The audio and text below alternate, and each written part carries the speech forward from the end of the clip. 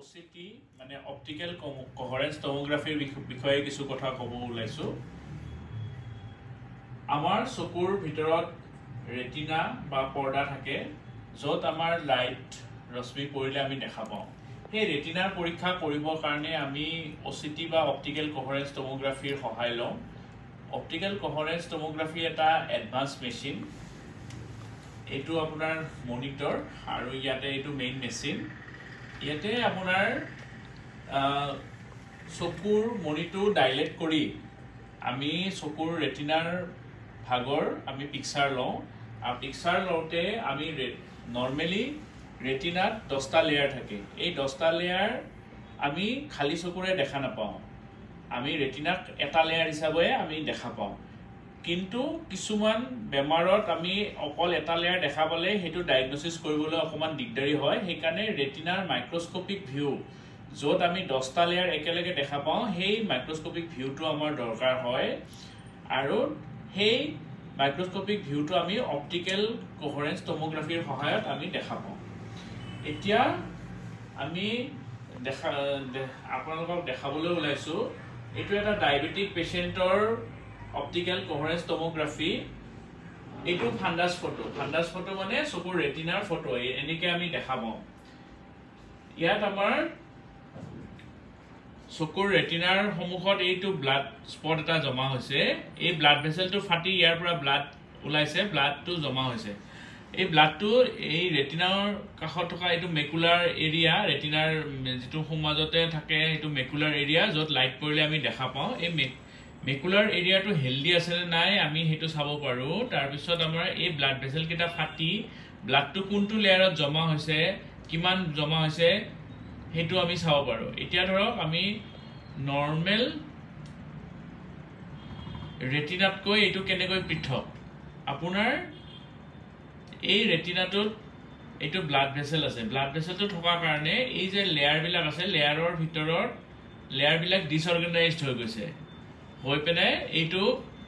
blood স্পটটো এই layer বিলাকৰ মাজত জমা হৈছে তেনেকে ৰাইট চকুটোটো এইটো আপোনাৰ ফান্ডাস ফটোৰ এইটো আমি 10টা লেয়াৰ দেখা পাইছো OCT কৰাৰ পিছত এই 10টা লেয়াৰ যেতিয়া আমি চাইছো তেতিয়া হলে এই লেয়াৰ বিজাৰৰ মাজত এনেকে গ্যাপ আহিছে মানে এইখিনি জায়গাত আপোনাৰ ব্লাড স্পট জমা হৈছে তে এই বস্তুটো আমি যদি OCT নকৰো তেতিয়া হলে এই লেয়াৰ বিলাকৰ মাজত কি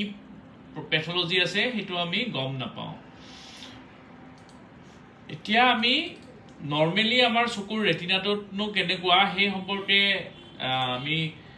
জানো আহক তো নৰমাল মানুহৰ ধৰক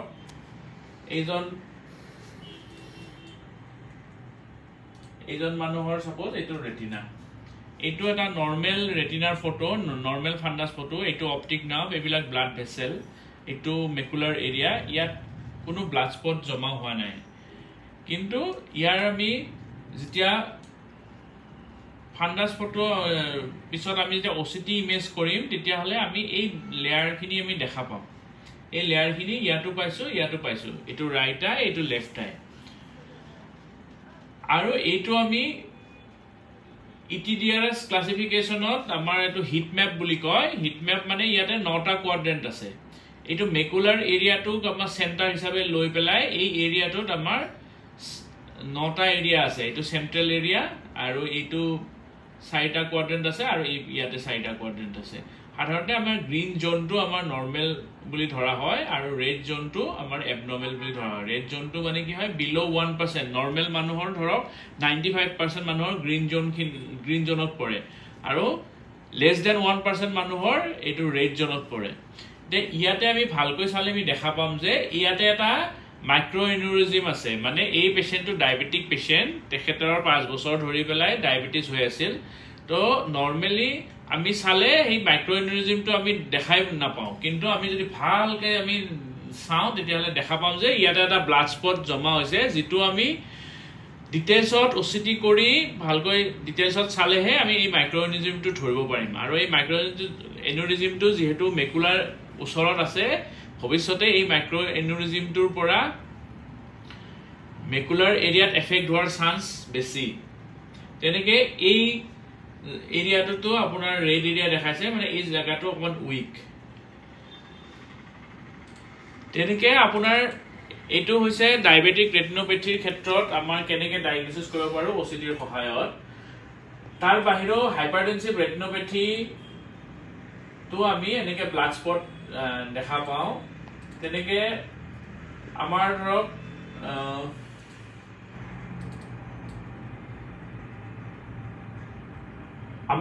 এজ ৰিলেটেড মেকুলাৰ ডিজেনাৰেশন আছে যেনে মানুহৰ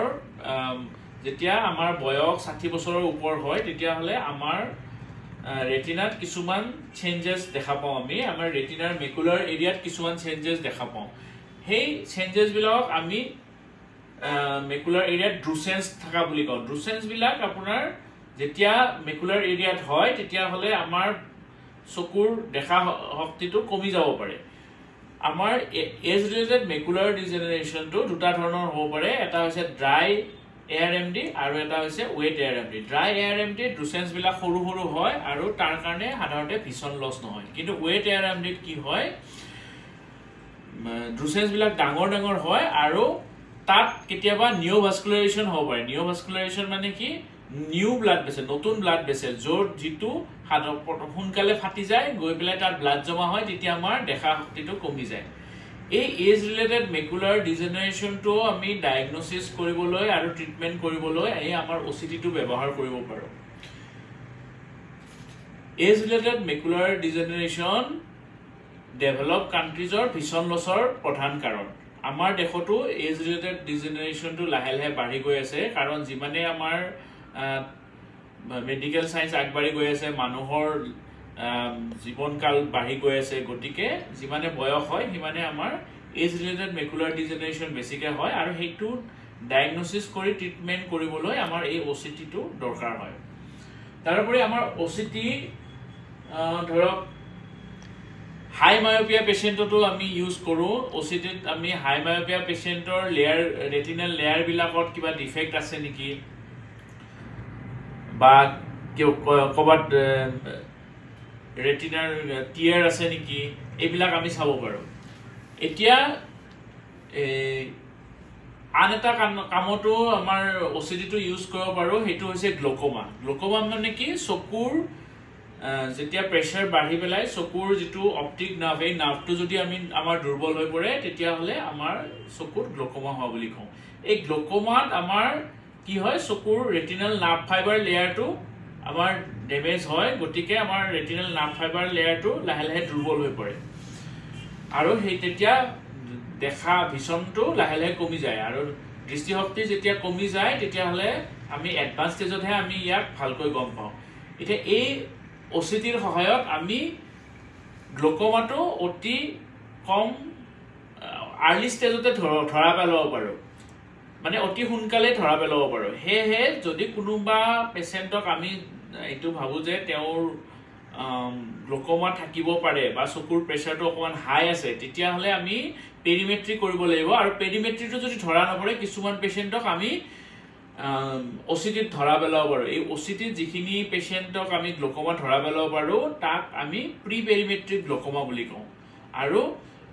এটো গ্লুকোমাৰ প্ৰগ্ৰেছনটো চাবৰ কাৰণেও ব্যৱহাৰ হয় যেনেকা ধৰক গ্লুকোমা এই বছৰ এটা ওচিটি কৰিলো গ্লুকোমাৰ ৰেটিনাল নাৰ্ভ ফাইবাৰ লেয়াৰটো আমি ভালকৈ চালো নেক্সট ইয়াৰ সেই ৰেটিনাল নাৰ্ভ ফাইবাৰ লেয়াৰটো আমি আকৌ কম্পেয়াৰ কৰিম কম্পেয়াৰ কৰিলে যদি আমাৰ তাত ড্যামেজটো বেছিকৈ হোৱা দেখা পাওঁ তেতিয়া হলে আমাৰ ট্ৰিটমেন্টটো আমি হেমতে মডিফাই কৰিব পাৰো তাৰোপৰি এই ওচিটিটো আমি এন্টিৰিয়ৰ সেগমেন্টতো ব্যৱহাৰ কৰিব পাৰো যেনেকে ধৰক আমাৰ চকুৰ কৰ্নিয়াৰ লেয়াৰ বিলাক চাবৰ কাৰণে ব্যৱহাৰ কৰিব পাৰো যেনে ধৰক আমি লেসিক কৰিম লেসিক কৰাৰ আগতে কৰ্নিয়াৰ লেয়াৰ বিলাক ঠিকে আছে নাই লেয়াৰ বিলাকৰ থিকনেস ঠিকে আছে নাই হেতু চাব পাৰো